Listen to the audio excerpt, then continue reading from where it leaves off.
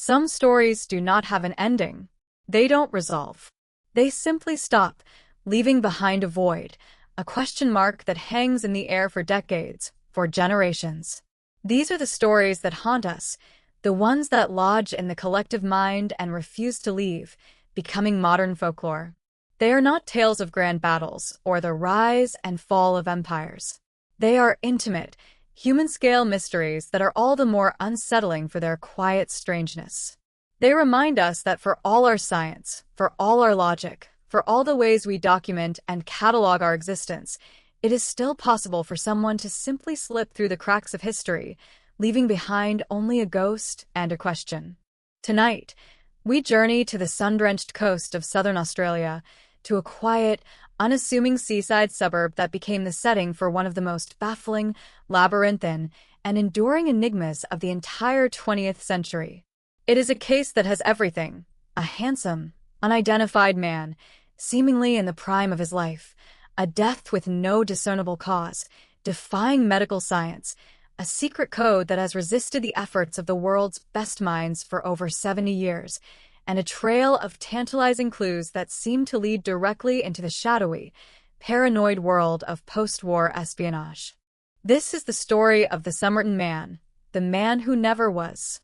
It is a journey into a labyrinth of speculation, a puzzle with too many pieces and no picture on the box. And at its heart is a single, cryptic phrase, torn from a book of ancient Persian poetry, that serves as the case's only real name, its melancholy epitaph, the Tamamshid case. To understand this mystery is to accept that sometimes the closer you look, the less you see. Our story begins not with a bang, but with a quiet observation on a warm summer evening. The date is November 30th, 1948. The place is Somerton Park Beach, a gentle curve of sand just south of the city of Adelaide, Australia. The war had been over for 3 years, and a fragile sense of normalcy had returned. People were trying to build new lives, to forget the years of conflict and sacrifice. On this particular evening, the air was balmy, and the setting sun cast a warm glow over the Gulf St. Vincent. The beach was dotted with people enjoying the cool sea breeze, couples strolling, children playing in the last of the light. Among them was a local jeweler named John Lyons, out for a walk with his wife. As they passed the crippled children's home, which fronted the beach, he noticed a man reclining on the sand. He was lying with his head and shoulders propped up against the stone seawall, his legs extended out in front of him, his feet crossed. He was dressed remarkably well for a man lounging on the sand. He wore a full suit and tie. This was perhaps a little unusual, but not unheard of in 1948. The man appeared to be asleep, or perhaps just enjoying the view, his head lolling slightly to one side. Lyons observed him for a moment, and then, seeing nothing amiss, continued on his walk. A little later, around 7:30 p.m., another couple, a Mr. and Mrs. Lambrecht, also saw the man in the same position. They noticed something more. As they watched, the man extended his right arm to its full length, and then let it fall limply back down. They assumed he was drunk, trying to light a cigarette and failing. He seemed, they later said, to be asleep and drunk. They were concerned he might be washed away by the incoming tide, but they judged he was high enough on the beach to be safe. They thought nothing more of it. A man, passed out on the beach after a few too many drinks, was a common enough sight. The night wore on. The strollers went home. The lights in the houses along the esplanade were extinguished one by one, and the man in the suit remained, a silent, still figure against the seawall, the waves whispering just a few yards away. The next morning, the 1st of December, 1948, began bright and clear. At approximately 6:30 a.m., the same John Lyons who had seen the man the night before was back on the beach. He was an avid horse trainer and was exercising one of his horses in the surf. As he rode past the crippled children's home, he saw that the man in the suit was still there, in the exact same position. But this time, something felt profoundly wrong. The stillness was too absolute. The casual posture of repose from the night before now looked like a rigid, unnatural tableau. Lyons dismounted and approached the man. He saw that his body was cold, his face drained of all color. An unlit cigarette was resting on the right collar of his coat, held in place by his cheek, as if it had fallen from his lips as he lost consciousness. Flies were beginning to gather. This was no drunken slumber. The man was dead. The police were called, and so began the investigation into one of the greatest Australian mysteries of all time. At first glance, it seemed like a routine, if sad, discovery. A case of sudden illness, or perhaps suicide. The first responding officers, Constable John Moss and his colleagues, began their methodical examination of the scene. The man was, as noted, impeccably dressed for a man who had apparently spent the night on a public beach. He wore a white, high-quality poplin shirt, a red, white, and blue tie, a brown, double-breasted suit jacket and matching trousers, brown socks, and a pair of smart, polished, elastic-sided boots. There were no signs of a struggle, no marks of violence on his body, no disturbance in the sand around him. It looked as though he had simply laid down and died peacefully. In his pockets, they found a small, curated collection of mundane items. There was an unused, second-class rail ticket from the main Adelaide railway station to the nearby beach town of Henley Beach for the 10:50 a.m. train on the 30th of November. There was a bus ticket from the city, its origin uncertain. There was an aluminum comb, American-made. A small packet of juicy fruit chewing gum. A pack of Army Club brand cigarettes, but inside, strangely, were 7 cigarettes of a different, more expensive brand called Kensitas, and a box of Bryant and May matches. What they did not find was far more significant. He had no wallet, no money, no personal letters or papers, and most crucially, no identification of any kind. This was the first detail that elevated the case from the ordinary to the truly strange. Every single identifying label had been meticulously cut from his clothing. The tailor's tags on his suit, the brand name on his tie, the laundry marks on his shirt, all the small, everyday markers of origin and ownership were gone. This was not an accident. This was a deliberate and painstaking effort to erase his identity. This man, whoever he was, did not want to be known. This was a man actively trying to become a ghost. The body was transported to the Royal Adelaide Hospital for a post-mortem examination. It was here that the mystery deepened from a puzzle into a genuine enigma. The coroner who led the autopsy was Dr. John Burton Cleland, a highly respected professor of pathology at the University of Adelaide. He was assisted by Dr. Robert Cowan and Dr. John Dwyer. They were about to encounter one of the most baffling cases of their careers. The deceased was a man in the absolute prime of his life. He was estimated to be between 40 and 45 years old, about 5 feet 11 inches tall, with gray-blue eyes and gingery brown hair, slightly gray at the sides. His physique was remarkable. He had broad shoulders, a narrow waist, and hands and nails that showed no signs of manual labor. His most striking features were his leg muscles. His calf muscles were high, firm, and exceptionally well-developed, in a way that the doctors noted was common among ballet dancers or perhaps long-distance runners. His toes were also unusual, wedged together in a V-shape, as if he had spent a great deal of time wearing pointed or tight-fitting boots. But the cause of death was a complete mystery. His heart was normal. His other organs were healthy. The only abnormalities were signs of intense congestion. His esophagus was inflamed. The blood vessels in his brain, liver, and stomach were engorged with blood. His spleen was enlarged to roughly 3 times its normal size. These findings were, as Dr. Dwyer noted, highly consistent with death by poison. The problem was, they couldn't find any. Extensive toxicology tests were conducted, searching for any known poison from barbiturates to cyanide. Every test came back completely negative. His last meal, eaten 3 to 4 hours before his death, was identified from the contents of his stomach as a pasty, a common meat and vegetable pie, but there was no trace of poison in the food itself. The official conclusion was a paradox. Dr. Dwyer stated in his report, "I am convinced that the death could not have been natural. I would say it was a poison, probably of the glucoside group, a poison that was not readily detectable."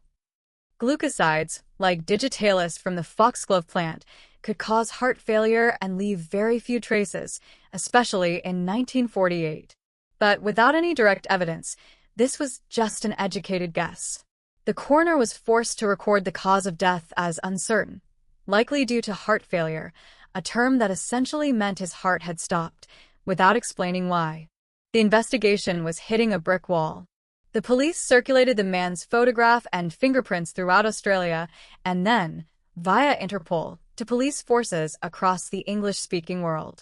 The response was a deafening silence. No one came forward to identify him. It was as if this man had simply materialized on Somerton Beach, with no past, no family, no friends, no name. He became known in the press and the police files simply as the Somerton Man. The case might have faded into obscurity at this point, relegated to the archives as just another sad, unsolved death. But then came the first of the story's truly bizarre and cinematic twists. On January 14, 1949, about 6 weeks after the body was found, a new piece of evidence surfaced.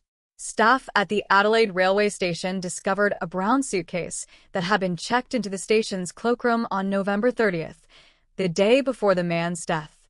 The luggage tag had been removed, another deliberate act of erasing identity. Because the suitcase was unclaimed, it was opened by police. Inside, they found a collection of clothing, and one item immediately caught their eye: a reel of orange, waxed Barber brand thread, a type not commonly available in Australia. It was an exact match for the thread that had been used to repair a tear in the lining of the dead man's trousers. This suitcase almost certainly belonged to the Somerton Man. The contents of the suitcase only deepened the puzzle. Like the clothes he was wearing, most of the labels on the items inside had been removed. However, the conspirators had missed a few. The name T. Keane was found on a laundry bag and a tie. The name Keane, without the E, was on a singlet. Police immediately launched a massive search for any missing person named T. Keane or Keane. They found nothing. It was widely assumed that this, too, was a red herring, labels left on deliberately to mislead any investigation. The rest of the items were a strange mix: a stenciling brush, of the kind used to paint names on shipping crates, a table knife that had been filed down into a sharp, pointed shank, a pair of scissors with sharpened points. They were the tools of a tradesman, perhaps a merchant marine, but they offered no concrete clues. The investigation was stalled. The man was a ghost, his suitcase a collection of enigmas. He was a man defined only by what was missing. And then came the clue that would define the case forever. Months later, in April of 1949, Professor Cleland, the pathologist, decided to conduct another, more thorough search of the man's clothing, which had been held in storage. He was convinced something had been missed. He painstakingly went over every seam, every pocket. And there, sewn deep into a tiny, hidden fob pocket in the waistband of the trousseau pocket, so small it was almost invisibly, found something. It was a tiny, tightly rolled scrap of paper. When they carefully unrolled it, they found 2 words, printed in an ornate, distinctive font. The words were, "Tamam should." This was a major breakthrough, but one that only opened a new door into an even stranger room. What did Tamam should mean? Police consulted with experts at the local library and Orientalists at the university. They discovered that the phrase was Persian. It means it is ended, or it is finished. It is the final phrase from a famous collection of poems called the Rubaiyat of Omar Khayyam. The Tamam Shud case now had its name and its first real, tangible clue. The scrap of paper had been physically torn from the final page of a book. The police now had a new mission: find the specific copy of the Rubaiyat from which this tiny scrap was torn. They launched a public appeal, sending a photograph of the scrap to libraries and bookstores across Australia. The search seemed hopeless. The Rubaiyat, a meditation on living life to the fullest in the face of certain death, was an incredibly popular book. There were countless editions in circulation. But then, another astonishing coincidence, or perhaps a fateful intervention, occurred. A man, a professional living in the Adelaide suburb of Glenelg, walked into the police station. His name was never officially released to the public, and he is known in the files only by a pseudonym. He told the police a remarkable story. He said that on the night of November 30th, 1948, the very day the Somerton man died, and his brother-in-law had gone for a drive. He had parked his car near Somerton Beach. The next morning, he discovered a book in the back footwell of his unlocked car. He hadn't thought much of it at the time, assuming someone had just carelessly tossed it there. He had put it in his glove compartment and forgotten about it. But after seeing the police appeal in the newspaper, with a photograph of the Tamam Shud slip, he was prompted to check the book. It was a very rare 1941 edition of the Rubaiyat of Omar Khayyam, a small, pocket-sized volume translated by Edward Fitzgerald and published by Whitcomb and Toombs in New Zealand. He turned to the last page. The bottom corner was torn away. The phrase Tamam Shud was missing. Under a microscope, forensic analysis confirmed that the scrap of paper found in the dead man's secret pocket was torn from this very book. The fibers matched perfectly. It was an almost impossibly lucky find. How the book ended up in this man's car on that specific night remains one of the case's most baffling and unresolved questions. The book itself was a treasure trove of new clues, each one more cryptic and mysterious than the last. In the back of the book, written faintly in pencil in a distinctive script, were 5 lines of capital letters. It looked like a code. The second line was neatly struck through, adding to the confusion. The lines read, Rgobabt, Mliawi, Tbimpinip, Mliaboayak, Ibn Samskep. This was a bombshell. The police were now dealing with a potential unsolved code, something that suggested a level of sophistication, planning, and secrecy far beyond an ordinary suicide or an accidental death. The discovery of the code pushed the investigation firmly into the realm of espionage. The year was 1948. The Cold War was just beginning to cast its long, chilling shadow across the globe. Australia, as a key member of the Commonwealth and a close ally of the United States, was not immune. And just a few hundred miles from Adelaide was a highly sensitive location, the Woomera Prohibited Area, a top-secret rocket and weapons testing range, a joint project between Britain and Australia. Was the Somerton man a spy? Was this code a final, desperate message, or perhaps a key to his mission? The code was immediately sent to the top minds at Australian Naval Intelligence and government cryptographers at the Defence Signals Directorate. They, along with amateur and professional codebreakers from around the world, have been attacking it with every known cryptographic technique for over 70 years. To this day, it remains unbroken. The theories about the code are numerous. Some have suggested it's an acronym-based code, where each letter stands for a word in a sentence, perhaps from a known poem or text. Others believe it's a complex substitution cipher, perhaps based on the text of the Rubaiyat itself, a technique known as a one-time pad. A one-time pad, which uses a pre-shared key that is used only once, is theoretically unbreakable without that key. This would be the gold standard of spycraft. The fact that the second line is struck through is particularly puzzling. Was it a mistaken transcription? Or was it a deliberate part of the code structure, indicating a null line or a change in the key? The meaning of this handful of letters remains one of the greatest unsolved codes in history. But the book had one more secret to give up. And this one was perhaps the most important of all. Also written in the back, even fainter than the code, barely visible to the naked eye, was a telephone number. It was an unlisted number, a fact that in 1948 made it highly significant and difficult to trace. The police, however, traced it. And this is where the story, which had been a tale of spies and codes, takes its most personal and tantalizing turn. The number belonged to a young woman, a former nurse who lived on Mosley Street, in Glenelg, just a few hundred meters from where the Somerton man's body was found. Her name was Jessica Ellen Jo Thompson. At the time of the investigation, she was a 27-year-old trainee nurse.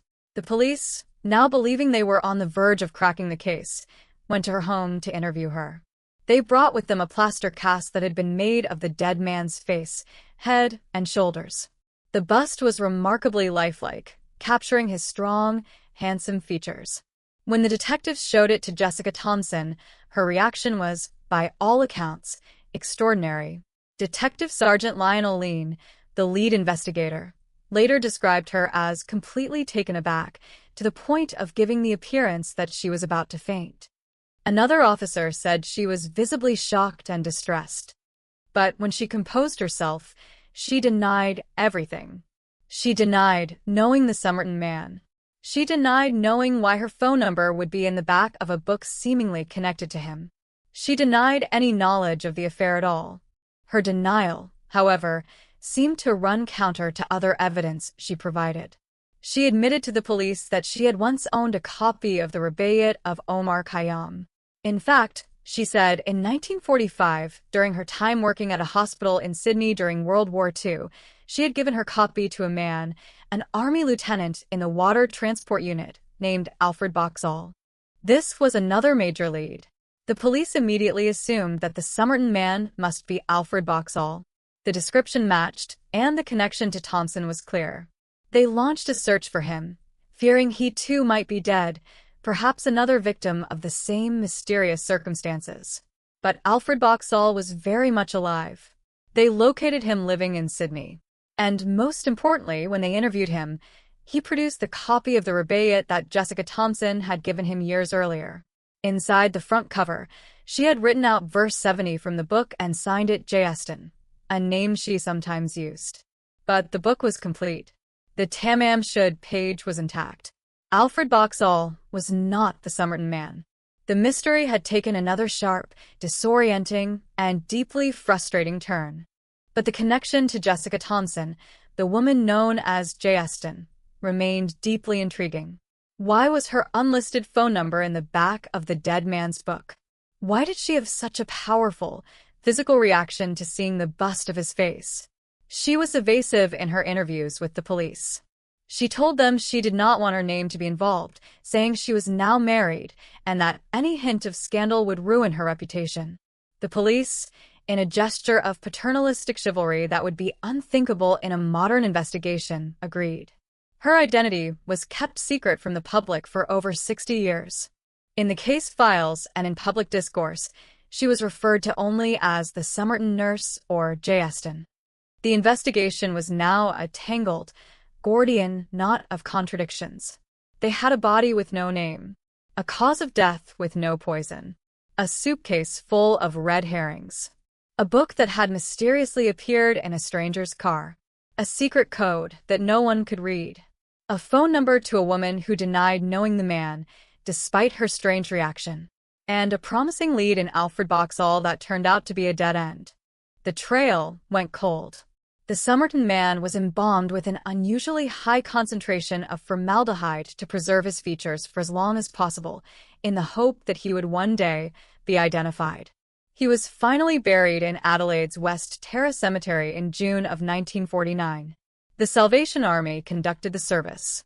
The headstone, paid for by the South Australian Grandstand Bookmakers Association, read simply, "Here lies the unknown man who was found at Somerton Beach, December 1st, 1948. He was a man defined only by his anonymity." For decades, the case file gathered dust. But it never truly went away. It became a piece of Australian folklore, a touchstone for amateur sleuths, a story told and retold, with new theories cropping up every few years. Was he a jilted lover who had traveled to Adelaide to see Jessica Thompson one last time, only to take his own life in despair on the beach near her home? This theory is appealing in its romantic tragedy, but it doesn't explain the removed clothing tags or the unbreakable code. Was he a black market smuggler? The tools in a suitcase and the immediate post-war period lend some credence to this, but again, it feels too small for the scale of the mystery. Or was he, as the evidence of the code and the erased identities seem to suggest, a spy? The espionage theory is perhaps the most compelling and cinematic. It fits the historical context perfectly. The late 1940s were a time of intense paranoia. The Cold War was escalating. Soviet spy rings were being uncovered in Western countries. In 1948, the very same year the Somerton man died, a senior U.S. government official was exposed for passing secrets to the Soviets from a top-secret U.S. decryption program called Venona. The Venona project was so secret that even the Prime Minister of Australia wasn't initially told about its existence, despite the fact that it was intercepting messages from the Soviet embassy in Canberra. It was later revealed that there was, indeed, a significant Soviet spy ring operating out of that very embassy. Was the Somerton man a Soviet spy, perhaps a sleeper who had been activated, who was then poisoned by his own side after being compromised? Or was he a Western agent, perhaps from the US or Britain, who was silenced by the KGB before he could complete his mission? The meticulously removed clothing tags, the untraceable poison, the unbreakable code, these are all hallmarks of classic spycraft. In recent years, modern technology and renewed public interest have breathed new life into this coldest of cold cases. The identity of J. Eston was finally revealed in 2002 when retired Detective Jerry Feltus, who had worked on the case, published a definitive book. It was only after Jessica Thompson's death in 2007 that her family began to speak more openly. Her daughter, Kate Thompson, gave a remarkable interview to the Australian news program 60 Minutes in 2013. She revealed that she believed her mother not only knew who the Somerton man was, but had been in a relationship with him. She described her mother as a complex, secretive woman who was sympathetic to communism and could speak Russian, though she had never explained where she learned it. Kate even raised the startling possibility that the Somerton man might be her biological father, and that her mother's lies were to protect not just her reputation, but a much deeper secret. This led to another key figure in the modern investigation, Professor Derek Abbott of the University of Adelaide. An expert in engineering and biomedical science, Abbott became fascinated with the case from a scientific perspective, particularly with the Unsolved code. He and his students have spent years trying to crack it, using statistical analysis and computer algorithms. They concluded that the letter frequencies do not match a simple substitution cipher. They believe it is most likely a one-time pad or a form of steganography, where the letters are the initials of words from a specific, unknown book. Professor Abbott's investigation took a personal turn. In the course of his research, he became close with Jessica Thompson's daughter, Kate. They eventually married. He became convinced that the key to the entire mystery lay locked in the Somerton man's DNA. If they could identify him, they could work backwards, search his life story, and finally solve the puzzle. For years, he campaigned tirelessly for the exhumation of the body. The South Australian government had always been reluctant, citing the public expense and the slim chance of success after so many decades. But in 2021, after years of intense media pressure and a major leap in the sensitivity of DNA analysis, the state's Attorney General finally gave the approval. In May of 2021, in a moment of incredible excitement for amateur sleuths around the world, the remains of the Somerton man were carefully exhumed from their resting place in the West Terrace Cemetery. The world watched, holding its breath. The forensic work was painstaking. The body had been embalmed with formaldehyde, a chemical that severely degrades DNA. But the forensic teams at Forensic Science South Australia were hopeful that they could extract viable genetic material from the bones, or from the cementum of the teeth. The goal was to build a complete genomic profile of the man, which could then be run through international DNA databases and genealogy websites to find a familial match to find a living relative. And then, in July of 2022, came the news that everyone had been waiting for. Professor Derek Abbott, working independently with the renowned American forensic genealogist Dr. Colleen Fitzpatrick, announced that they had done it. They claimed to have solved the central riddle. They had identified the Somerton man.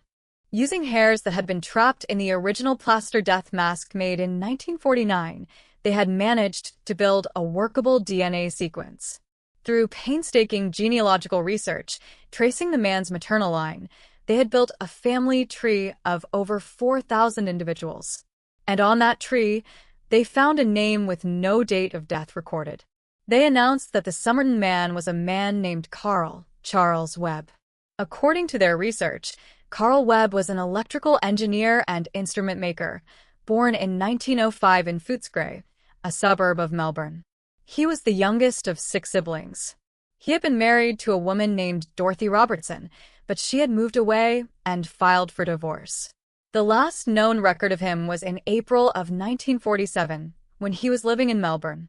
Webb had a penchant for writing poetry, which could explain his ownership of the Rubaiyat.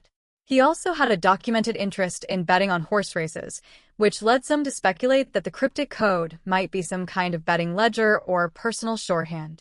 It seemed, for a moment, that the great Tamamshud case was finally closed. A name, a face, a profession, a place of birth.